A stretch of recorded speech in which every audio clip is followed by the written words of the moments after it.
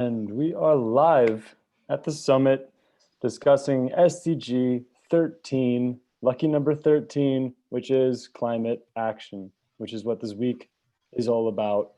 And we've been doing a lot of talking, but we've been discussing a lot of people who have really given their time and their energy to making a difference and to changing the way that we think and the way that we spend our money, the way that we eat, the way we travel. And so here we have three of our favorite speakers from the week, Pedro, Ishan, and Liz. And I want to give them a chance to talk to you and tell you what you can do, what you can actually do at the end of the day, no matter who you are, to make a difference and to, well, hopefully do it in time. So I'm going to open up the floor to Elizabeth. If she just got done her talk, so hopefully she's still on a roll and she can tell you guys what you can do about climate action. Elizabeth, help me out. Hi, hi everyone, and it's been great being in the previous session, just sharing more about environment and climate activism. And I'm glad to meet everyone else in the panel today. So it's been an exciting talk, so I'll definitely share a little bit more about the climate crisis. And just as a flow from my talk, you will notice that I champion a lot for nature-based solutions as a solution to the climate crisis. So I will definitely share a little bit more on that during this session, because I believe that nature is actually one of the forgotten solutions to climate change. And it's really sad because it's a forgotten solution, and yet our relationship with nature is what has actually led to most of the challenges that we are facing today.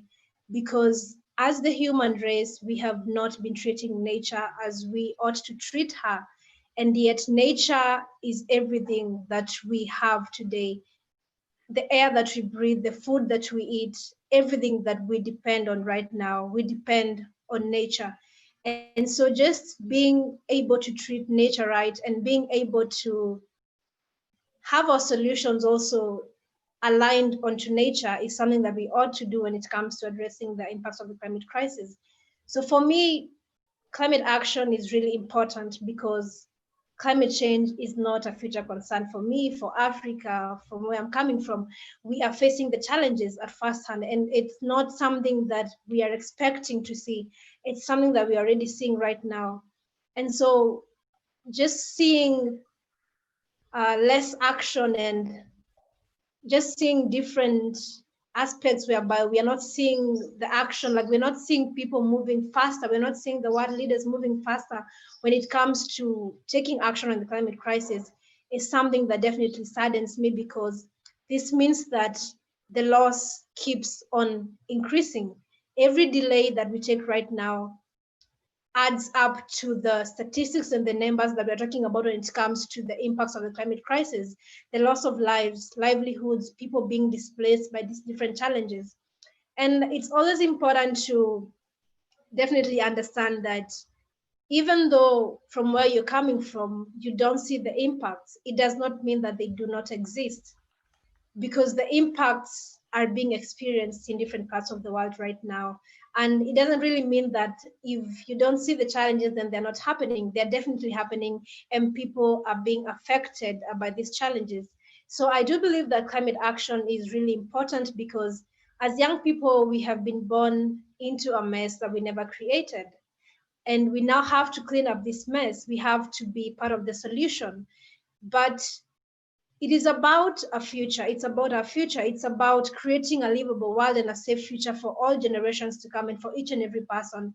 So we cannot afford to take any greater risk at this point in time, because if we don't step up and take up responsibility as the entire human race to address the challenges that we are facing today, then the impacts of the climate crisis will be escalating. And there's a reason why I focus a lot on nature-based solutions, because coming from a continent that contributes to only less than 5% of the global greenhouse gas emissions, but yet stands to be the most adversely affected and impacted by the impacts of this crisis, I believe that mitigation and adaptation should be something that should always be at the center as when it comes to addressing the climate crisis right now. But we don't definitely get to hear much of it. We also don't get to hear much about loss and damage. Because remember, for every action that we don't take, like I mentioned, the loss and damage keeps escalating. And the people that are at the center, we don't get to have them represented. We don't get to hear their stories. And worst of all, we don't get to have solutions that are going to benefit them at the center of the global conversation about the climate crisis. So I do believe that if we can focus on nature-based solutions as the solution to the climate crisis, then we can be able to move a step further. And also, something else that has always been misquoted about nature-based solutions is that, I mean, you cannot just have the nature-based solutions and not do anything else about the climate crisis. We need to have the nature-based solutions in addition to lowering our emissions in different countries.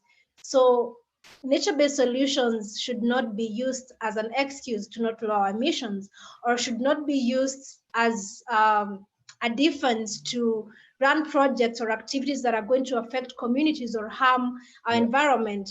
So we should definitely make sure that we are focusing on nature-based solutions in addition to bringing down our emissions, and also make sure that we are listening to the voices of the people at the center of this crisis, because that is where the solutions are. And like I was mentioning in the previous session, for example, when it comes to Africa, yes, we have the challenges that we are facing today as a result of the climate crisis, but it doesn't mean that the African community is not taking action. There are solutions on the grounds, and there's a lot of grassroots people, the young people that are working hard each and every day to try and make sure that these impacts are not going to affect them a second time, or the impacts are not going to reach to them, because we see everything happening. We see it in the news, we see it physically. So if I don't want that to happen to me, and if I don't want a repeat of that to my community, then I will step up and take action. So if we get to hear these stories at the grassroots levels, then we will get to understand why it's really urgent for the rest of the world to step up and do their fair share when it comes to addressing the impacts of the climate crisis, because we are in this globe together, and the challenges that we are talking about today calls for each and every person to take up their responsibility.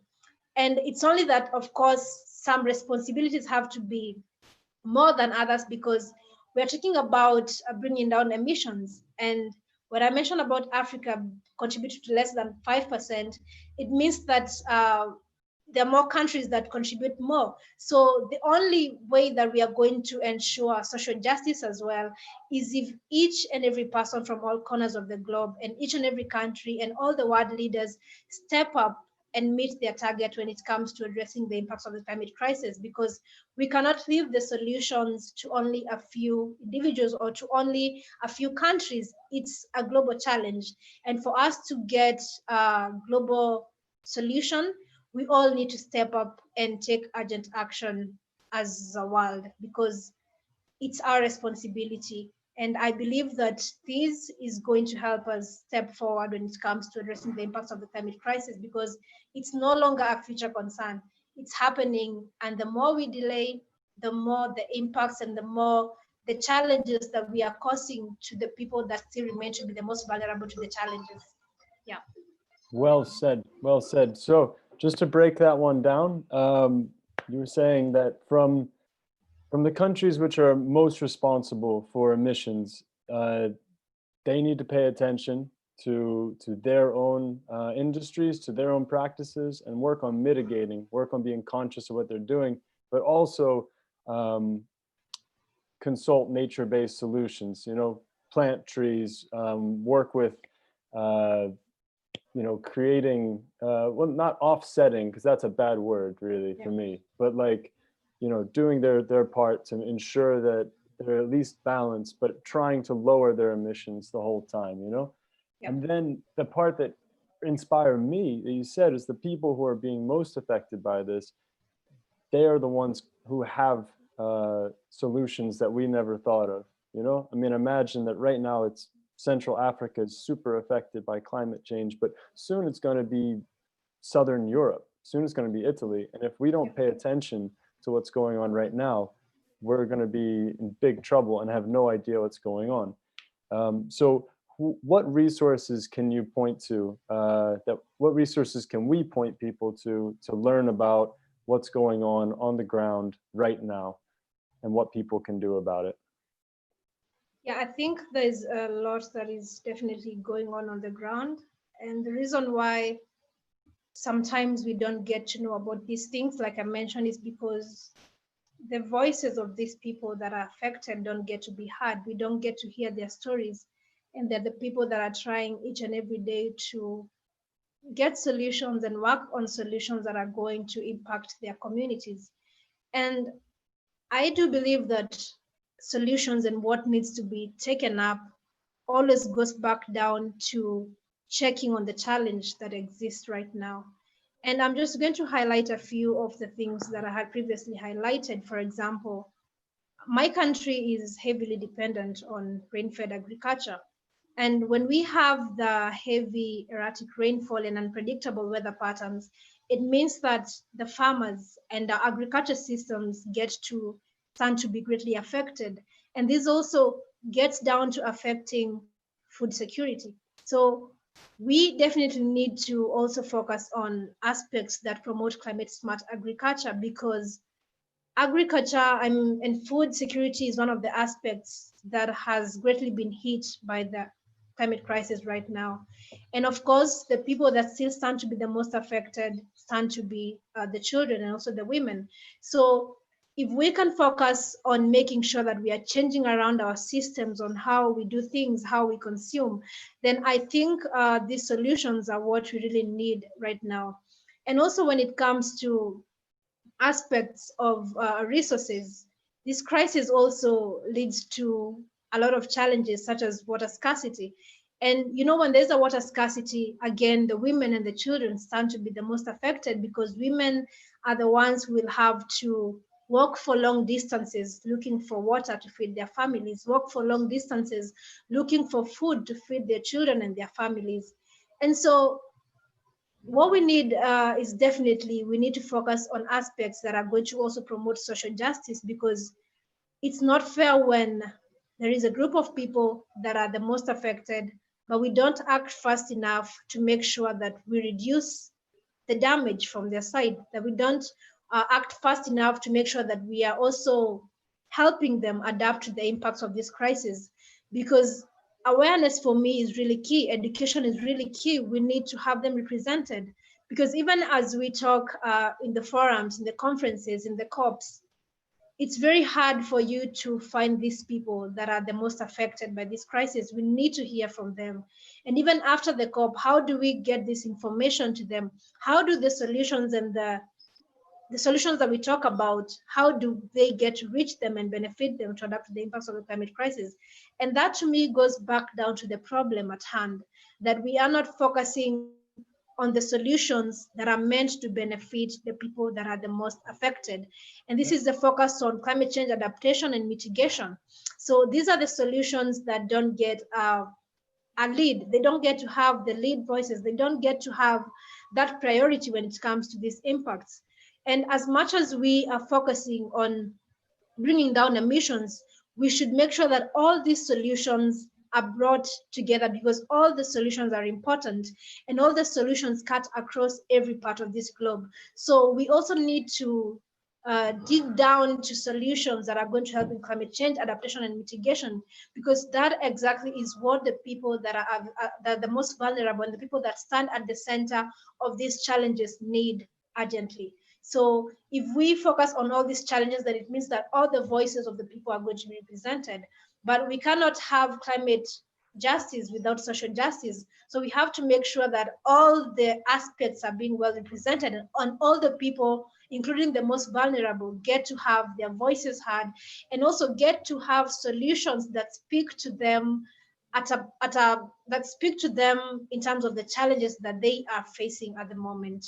And of course, moving with urgency definitely also helps these communities adapt quickly to the impacts, because as much as we keep delaying, they keep being affected. And this is not something we definitely want moving forward. And I don't know, the challenge is always, why is it that the statistics and numbers of the lives and livelihoods and people displaced, the people that have been displaced by this crisis, why is it that these numbers and statistics Yeah, this don't is a also really get to good move? point. Yeah, Yeah, they don't get to move absolutely. them to act with urgency. It's true. Like you said, the social justice aspect of the effects of climate change has been mainly um, invisible, I think, to Yeah, people. But yeah.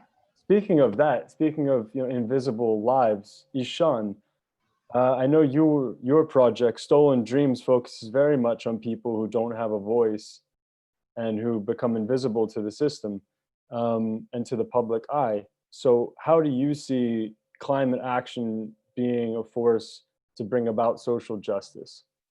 And Yeah, thank you so for bringing us um, here. yeah, thank you. And I don't think people understand or notice the relationship that climate change has on the rates of exploitation and human trafficking and modern slavery. Um, you have things like climate change causing flooding in Bangladesh. There's the droughts in Bolivia and more glacial flooding in Peru as well.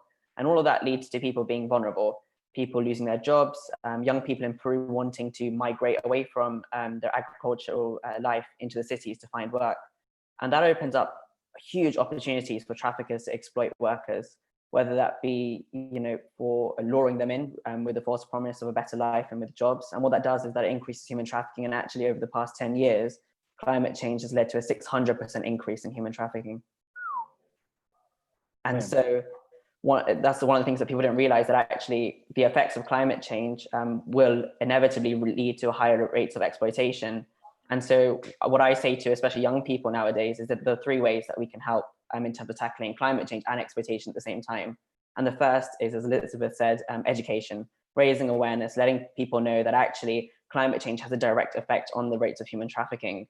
The second would be to when you put pressure on businesses, to put pressure on them to become sustainable. And that has two branches. That is becoming environmentally friendly, and also making sure that the workers and supply chains are treated correctly. yeah. So, whether it be calling brands out on social media, writing to them, signing all these petitions, making sure that brands are taking that two-pronged approach, making sure that they're tackling the environmental side, making sure they're becoming more eco-friendly, but also making sure their workers are being treated fairly and they're being paid, fair amounts per piece of product produced. Respect. Yeah. And the final way would be to consume sustainably. And young people nowadays, as I said in my talk earlier on, we don't understand that actually the clothes that we get every week, every month, whenever we do, they're made by people. They're not always made by machines. There are kids in factories toiling for hours on end. In Bangladesh, you have kids in Uzbekistan picking cotton and beating. They don't pick a certain amount. There are people making the clothes that we wear.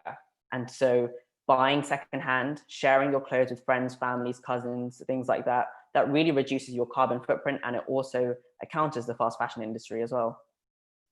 And I mean, this is a curious question. It might be a little hard, but I mean, do you think one of the reasons why we're so slow to address climate change is because, in a way, it's so it's so economically viable in the short term? It's like, well, it's helping us create this giant workforce that we don't have to pay. It's creating a lot of disturbances in areas where I say, let's say I'm an oil company, can capitalize on the, just the disruption that climate change has caused. Do you think that's part of the reason the reaction has been so slow? Yes, yeah, definitely. I think climate change, climate action for me is probably the biggest cause that we need to tackle, because it's almost like a domino effect. The sort of negative impacts that climate change has is affecting all of the global goals. It's affecting higher rates of human trafficking. It's affecting higher rates of poverty, hunger, or as Elizabeth mentioned, water scarcity, all of these other issues. So if we do not tackle climate action now, then there will be no future for our generation and for the generations to come. How does that feel? That feels scary at times. Yeah. It really does. It scares me that actually, businesses and governments are toying around and playing with our future. But it's important to see the other great work that other businesses and activists and change makers are doing across the world, and that really does uplift me. And do you think the people of your generation, let's say, I mean, your classmates, your peers, are they equally aware and terrified of what their future could hold? Definitely, I think there's been a growing trend, and yeah, a consensus that actually young people are now standing up for climate justice and climate action. But yeah. I just wanted to interject there because this is a really important question that I personally have for both, Ishan and Elizabeth, right? You interact with young people way more than, we do. And I'm very curious to know, obviously in your line of work, you see the positive and negative action. But from a general consensus, if you two are representing young people today on this summit, do they generally feel anxious or do they generally feel hopeful? And the second bit is, what can we as the generation above you and those above us do to support you? I'd say Sean, take it first, and then Elizabeth, you can jump in. Yeah, sure. I think what I've been seeing is there's a mix. Some people feel really anxious, and actually some people have been getting anxiety attacks and panic attacks from looking at the effects, the negative effects that climate change will have. And I know a few people have been through that. And then you have other people who are quite optimistic and they're quite hopeful. And it's really nice to have sort of that balance, because those optimistic people help the people who are feeling really anxious about our future. And I think that's where you see the youth collaborating and working together, which makes me more hopeful as well. And as to what older people can do, usually businesses and governments sort of write off young people nowadays, and they think their ideas and their thoughts are we're too sort of immature to make decisions and things like that. But actually what I found is going into schools and going into sort of teaching kids about modern slavery, human trafficking and climate change, the best ideas come from them, and they're buzzing. They're sort of coming up with all these different ideas to tackle such a complicated problem.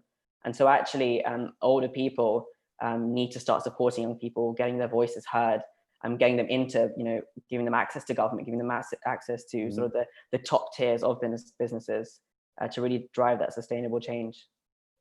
I totally agree. I mean, I think you come at it from such a fresh place, and it's so relevant to you. And many people, I mean, are kind of stuck in their ways, I guess, like we grew up with certain kind of patterns and certain, expectations. And luckily you don't have those. And you're a much, clearer picture, I think, of what's going on and how we can change it. So yeah, it'd be amazing to get some communication channels between schools, or groups of young people and the change makers. But otherwise, I would say just the social action's been incredible. Obviously, the Fridays for Future movement, Extinction Rebellion, even like it's been amazing what young people have been able to do with just their time. What do you think, Elizabeth? What do you guys need from us? Yeah, I think just like Shah has mentioned, there has been a mixture of everything, like anxiety, and also a huge population is also angry by the fact that we don't see the speed that we need to see when it comes to tackling climate action. But also the hope comes with this community of young people just joining together to put the small actions together to make a huge difference. And that is what gives a lot of young people hope, because they can be the change. Because as young people, when we come together, we believe that we can change around everything that is happening right now. And we believe that just coming together and putting our voices together and demanding for action and stepping up to also take up solutions that we can at the ground level, then we can be the change and we can turn around the situations, because every one of us wants that livable world and a safe future. And the only thing that we can do right now is to keep pushing for change, for everyone to take action, because it's not fair when it's only a few people that are taking action. We want to see action from each and every person. And we also want to see more and more action from the people that stand at positions of power, because they are in a position to do much more beyond what even ourselves can do as young people. And so what we want to see is to have our voices heard. And we just don't want to be heard. We also want to have everything that we are saying in our demands met, because it's one thing to listen to someone and it's another thing to act on what that person wants you to act on. So that is something that we have not yet seen. We have not seen the demands of young people being acted on. And for example, I mentioned the aspect of, we keep talking about the emissions every now and then, but why is it that years and years later, it's still something that we have to negotiate about, and yet we ought to have already taken steps forward when it comes to taking action? So it does anger us when things that ought to have already been acted on, we still keep putting them on the floor for negotiation. So we really want to see more speed when it comes to these impacts, because we are not the generation that, of course, wants to be left with all the huge burden of having to deal with a planet, or rather deal with the consequences of the previous generations. So we are trying to make sure that that does not happen. And the best thing the world can do is to support the young people and support them in building this livable world and a safe future, by making sure that we are all holding ourselves accountable, and also making sure that we are all conscious about how we leave this planet for the next generations, because that exactly is what has been lacking. The reason why not everyone is stepping up is because they don't care about how they will leave this planet for the next generations. And we want everyone to care. We want everyone to be mindful of how they leave the planet for the next generations, be it in their actions, be it in the decisions they make, in the policies, or in the leadership positions. Each and every action matters to them, to how the future is going to look like. And so everyone ought to be mindful of everything they do right now and how that is going to affect the generations to come. And that exactly is what we want as young people. Pedro, I have a question for you as a segue from Elizabeth. Uh, so, Elizabeth, thank you for reminding us that it's about being conscious, it's about being mindful of all of our actions. The thing that I think people have a difficult time with is they don't realize that there's strings attached to their actions, you know? And if I buy this coffee, maybe it's going to affect someone's life on the other side of the world, you know? I don't know that. So Pedro, can you walk us through like maybe a, a list of daily actions that we should pay attention to, or that we can take to be conscious of our impact on this planet and the people who are out there that we don't get to see? And I'll need you to unmute yourself. There we go. Beautiful. Thanks. Can you hear me? Yeah. Yes. So sorry, Elizabeth, just a while ago I coughed and I was not muted. So, so yeah, first and foremost, like I'm really inspired, and like I didn't hear Ishan's conversation before, and I went to see it today, and also Elizabeth, I just heard it before, and I really appreciate the fact that I'm in a panel with the younger generation and just talking about actions. Like, I don't know if both of you heard my talk just a while ago, but as a design and growth agency, that's my company Possibility, like our why and kind of our North Star as we continue to push forward is to build a future we're proud to share with our future generations and to leave for all the future generations. So an action that I immediately took right now, just listening to you, is we need to build an expert panel that is made of young people that needs to consult with us in the projects that we work with and for. It needs to inspire. Like, I'm goosebumping now because I was listening to you guys and I was like, shit, like, we need to change. I need to change my company because it's just like, like it's so like I never connected like, climate to poverty. And it just like the moment you talk about it, it just makes total sense. I love Elizabeth's like from tree planting to tree grow. For me, that's kind of like the big idea that just changes the whole narrative of what tree planting is all about and how you put education into that. So I think, from what actions we need to take, as I did in my call, I always like to bring back the reference of the influence circle. We start with our personal, we start with our family, we start with our friends, we start with our companies, our teams, and then we go community, city, country, and then global. if you focus on this, it will replicate because it's the force of influence. So I'll start with the personal. Like, I think you've mentioned, and I believe that the reason climate, and I was answering here, the reason why I was noting your question, why is it slow? Because it is slow.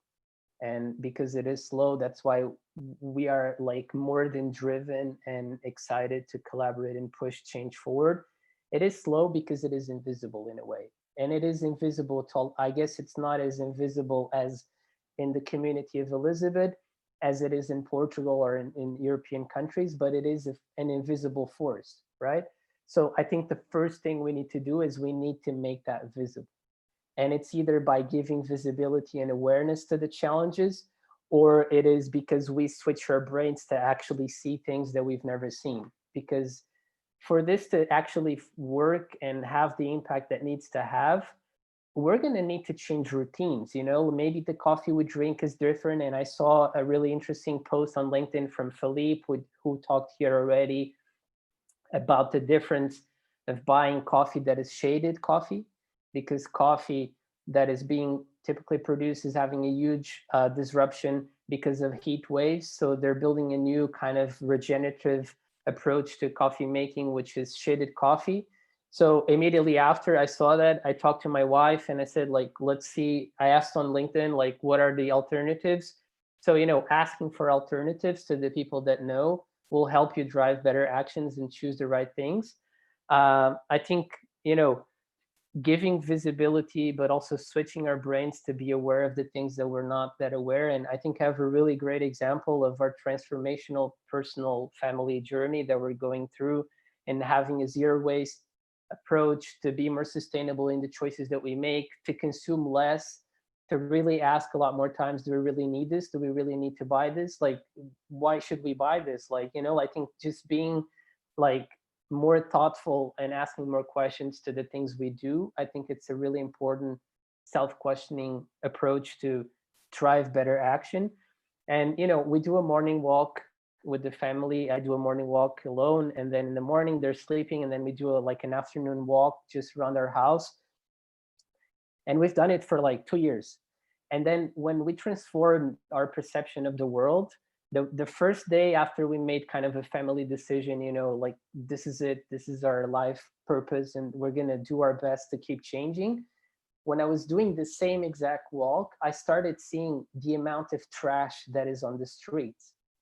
And what I noticed is, like, this is insane. Like, I've done this walk, like, I don't know how many, 300 and whatever amount of times, and I've never seen it because I never connected my eyes to actually see it, right? So I think it's a personal note that you need to turn your visibility on to see the things that you're not trained to see and you're not used to see.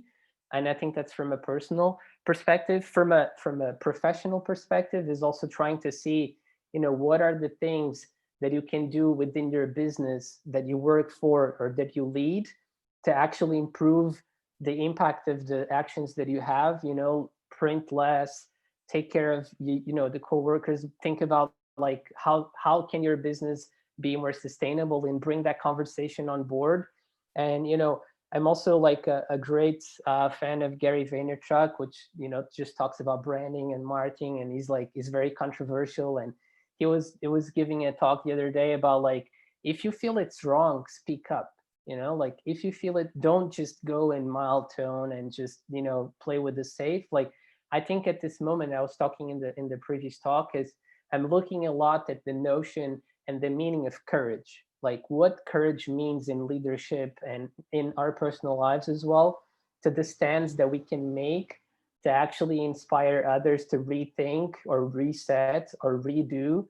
So that becomes the ignition of an action, or at least a discussion, right? So, and last but not least, like, I think collaboration is a really important. Like, we're not in this alone. Like, like, it will never work if we're in this alone. So my tips to what people should do in their daily lives is collaborate more. I was writing here already like 3 or 4 people I would like to connect with, both of you, both Isha and Elizabeth, because I think there's some really cool connections to some of the people I've been meeting and I've known for a while. So I'll make those bridges in parallel. But like, connecting people and putting collaboration at the center of everything so together we can do better impact is something that, I'm actively trying to push and speak and do. Because, I think the more we're on this, the stronger we can make. And, I'm going to put the context here, which I've felt from previous conversations I've had with a lot of people within my industry, which is, design strategy and branding and marketing, which maybe inspires some of the audience out there. Is I felt that there were a lot of people. Okay, one step back. Like, I think this climate crisis or emergency is the tsunami. It's so big and it involves so many. Like, I was like, I never thought like climate crisis and poverty is like, and and the impact that Isha was talking about. Like, I never thought about it, and then as you dive deep, it becomes like even more massive because I feel the weight and I feel like the challenge. So what I'm trying to bring here is like divide that, go like sushi man and divide that tsunami and cut it in small little pieces and just take one piece, just act on one small little thing. And when you do that small little thing, connect to more people that are doing that small little thing. And what that's going to happen is going to give you context and inspiration and force that you're doing a little bit better. And that's going to give you the next wave, and you don't know where that next wave is, but your progress. So I think the idea of progress centric instead of solving the world all at one time is the idea, or it's the mindset that drives action. Personally, I found peace and balance and understanding that every day I'm doing one small action every day. And it's better than the action I did yesterday. And that means in my business, in our life, we're trying to bring in a zero waste methodology in our homes and in our family as well. So, like just trying to, I was talking with Nimish in the previous call, like just out of this moment, we took a decision as a family that we'll prepare the conferences in family. So we'll sketch the boards of the big topics like collaboration and pushing forward, and we'll do it with our kid, with our son, sketching and painting. And what that will happen is that's going to generate family conversation. Like if you don't start with your family, the rest is not going to. So like if we start this level of discussion, and my wife is super passionate about something different that I am passionate, and then if we converge, then it becomes like this progressive kind of movement. So like start small. That's how I ended my last call, is like start small, keep going, and then put the mindset of progressive centric, like make sure that you're doing more and more and more. Connect people, collaborate, and then outreach. I already had like a few ideas here that were generated. I think the other last point I just want to reflect is there's a lot of content out there like this, right? Like there's a lot of, maybe not enough, but there's a lot of content out there. What I think is the difference is when you listen to content with your mindset of driving action while you're consuming content, right? Like you need to put your brain thinking, what can I do to help Isa and Elizabeth to do better or reach more people? And I think if people consume content with the purpose of driving action, I think that will also exponentially grow the impact of those who are already doing, and then people joining those people. I think, I think consume content, but just don't consume and, go home and wonder about it or tell the story.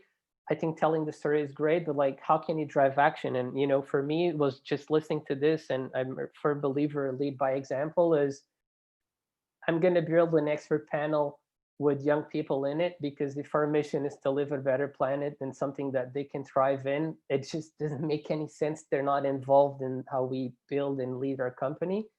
And and I took another note here, and also when I was listening to the revival, like how can I give visibility to some of your projects and in my network and people that are able to amplify your reach? So that's what I'm going to do, and I think that's my kind of perspective on it. It's good action. Good action.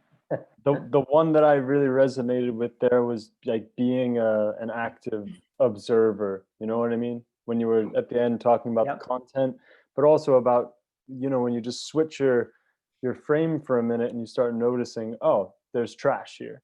Yep. And then you do something and you pick up trash that day and you're like, I'm just going to do this. And then that kind of changes your day. It puts you on a different trajectory than you would have been on if you hadn't looked, or if you had seen it and done nothing. When you do something, it does empower you, and it can start with, you know, picking up trash, and then who knows what it's gonna, how that ripple effect's gonna change your job or your relationships or everything. Yep. Namisha, Yes. how are you doing? I'm good. I'm loving this conversation. There's one thing I did want to add on the action that we can take, and this is more from a personal experience and in massive advocacy for Ishan and Elizabeth, which is stop thinking you know what young people understand. Like, go and talk to them. This is my biggest frustration with people, and it is a lived experience, right? Like, I think I don't even know what category of generation I fall into. I don't know if I'm a millennial. I don't know those things, right? But what I do know is the way I was raised, I was born in the late 80s, was a lot of enforcement on you must do this and you must be this way and blah, blah, blah, blah, blah. And then it was a lived experience of people know what's better for me than I do. And I think that is the biggest struggle young people have right now. We do not listen to them because we think we know better than them. We think that we know better than them in terms of what they want, how they want to live. And the only meaningful insight I can give to this entire audience is a tech insight, which I promise you will make sense. When Facebook decided to buy WhatsApp, they noticed a fascinating anomaly. They saw that everyone that was millennial generation or below hated the idea of Facebook owning WhatsApp. So they pretty much dropped off the platform and went and within 24 hours found something else to be on. Whilst the rest of the generations below were sitting there going, I don't know what to do. I mean, I don't like it, but I don't know what to do. And that is just an exemplification of young people know what they want. They know what they want. They know what the right thing is. They know what their future wants to look like. And it's no longer about us sitting there and going, I know better, blah, blah, blah. It's exactly what Pedro has said. We're building their future. Our responsibility is the fact that we're in all positions where we build their future. So it's not about what I want or what I think is right. It's about what is the right thing for them. So it's exactly what Pedro said. We need to have young people more in boardrooms. Yeah, I said that. People will probably smack me. Most executives would be like, what the hell are you saying? But we need people like Elizabeth and Nishan in boardrooms, in the House of Parliament, in places where decisions are being made that directly impact them. And for me personally, I think that is the biggest action that we as adults can take when we vote, when we do all of these things that fundamentally impact them, when we advocate for them, when we take decisions with our own buyer behavior, we need to be thinking about them because it's not really about us. Yeah. I'm going to keep getting super passionate because Nice. I'm about to Yes. launch off like a rocket. Love But it. I mean, I like where you're going though, and yeah, have young people heard, involved in the conversation, rather than, again, thinking about what they want. Let them tell you what they want. Exactly. I rest my case. Man, exactly. And we have two wonderful people here telling us what they want. So I think that this kind of brings us nicely towards the wrap up, which is for all three of you as the panelists. I know you've explained, thoroughly what is it that you want to see happen. But if there's one thing that this audience can take away, just one thing, what is it that you want them to take away today? And we'll start with Elizabeth. Thank you so much, Nimisha. So I'm just going to wrap it up by saying that I always envision a world where we will put people and the planet before profits. So if our actions today put people and the planet before profits, then we are the small group of people that are actually contributing to creating a livable world now and a safe future for everyone and all the generations to come. And I hope that we can get more and more people to join in the fight for a livable world and a safe future, because we definitely need everyone on board. This is our planet, and every action that you take today matters, and every voice that you raise today is going to make a difference. So I hope everyone out there, and especially like the young people out there that are watching me, please always remember that your action and your voice matters, and your action and your voice is going to help make a difference in this world. And it doesn't matter how small you think your action or your voice is, all these small acts multiplied by millions of us are going to change the world. Thank you. I think that was fantastic, Elizabeth. I completely agree with you. Ishan?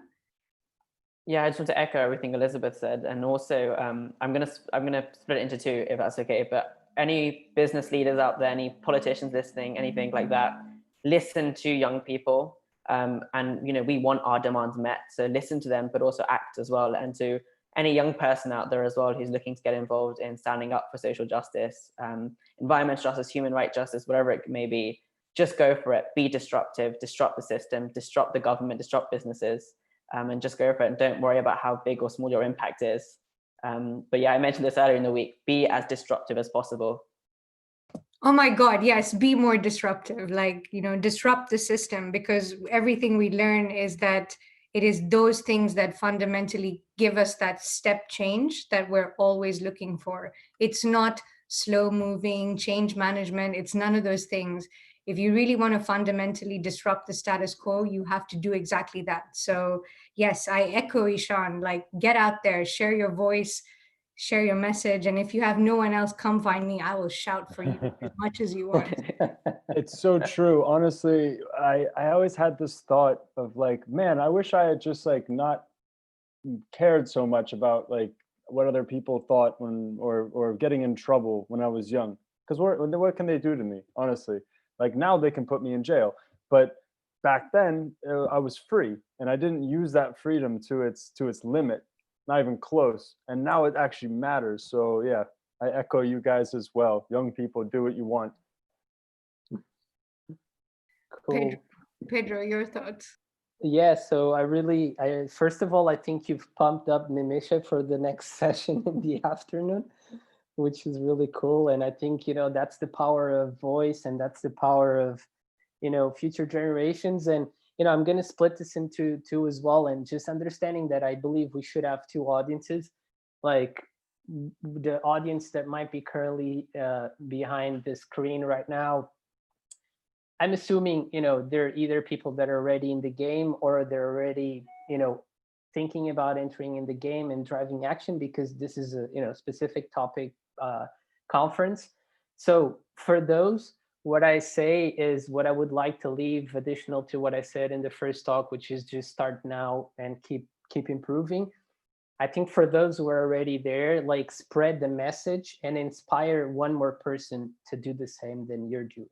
Because, I remember not wanting this to be a bad reference, but I remember seeing the videos about how COVID spreads, right? Like it touches one, and then it touches four, and then four touches 20, and then boom, boom, boom, boom. The same can happen with this movement, right? It's the same thing. Like if you keep sharing and inspiring others around you, in your company, in your friends, like just going back to the influence circle, the growth of movement will be exponential. So for those who are already acting, inspire others to do. And I'll give like small examples. Like we go to a local food store that is not that sustainable, in the way that, everything is regional. Like like all the products are local, but they still use plastic, they still use this stuff. We don't, because we take our stuff, but we sort of progressively inspire them to change the way that they do things. And they've been changing, and I'm sure they're sort of inspiring others in their circles to do the same. So, just like a super, maybe irrelevant, but relevant in a way that is driving impact example of what that means. The second track is for those who are not taking action. And I guess we'll touch those when maybe the videos will be public on YouTube and we'll start, people start sharing, is don't get overwhelmed by the immensity of what this means. Just start. Like, I think go through a lot of the videos here and just do one little action, listen to content, act on it, and just start. I think the mindset needs to be in starting, and then keep that mind of progression. And I'll leave the note, which was kind of on my topic, which is speed matters more than ever. So like, it needs to be start small, but move fast. Like, I think it's this idea of starting, but also associated with an acceleration approach to everything that we do. And yeah, that's my 5 cents to the next step. Amazing. Thank you, Cameron. You're welcome. I'd love your thoughts, Cameron. I mean, they said it all, honestly. And thank you for the advice, guys. Like, yeah, it is really much about, I mean, listening, actively listening, being inspired by someone else's story, and then taking action on behalf of them. And I think that's far less scary, you know what I mean? In some ways, when I feel like, all right, I'm gonna go out and like fight for myself, for my future. It's all about me, and then that's scary if I fail. But if I'm gonna defend my sister or my friend, I would do that without even thinking about it. And we have a lot of brothers and sisters and friends out there right now in the world who are really in danger, and we have to do something about it because we can. So yeah, just grateful that we're all in this together at the moment, and grateful to you, Namisha, for putting this summit together. I think this was a great climate action that you did. Really? And thank you, Cameron, for going along with it like 3 weeks ago when I came to you with the idea. And I was like, I think we should do this. And you were like, what? 3 weeks? We don't have a lot of time. But I felt like it was speed, exactly. See, speed and acceleration. And actually, that's an example to anyone who's listening, right? You don't have to be a certain type of person. You don't have to have accolades. You don't have to have achievements to decide that you want to do something about this. You just need a purpose, something that drives you. And like, Pedro, Ishan, Elizabeth, Cameron have all said, one small thing, it can start a movement. And I think that is the one thing we always have to keep remembering. So I just want to say a massive thank you to all 3 of you on the panel. I think you guys have been phenomenal throughout the event for sharing your insights, your story, but most importantly, just for inspiring people about what they can do. When I just want to share this with you guys because we have a few minutes.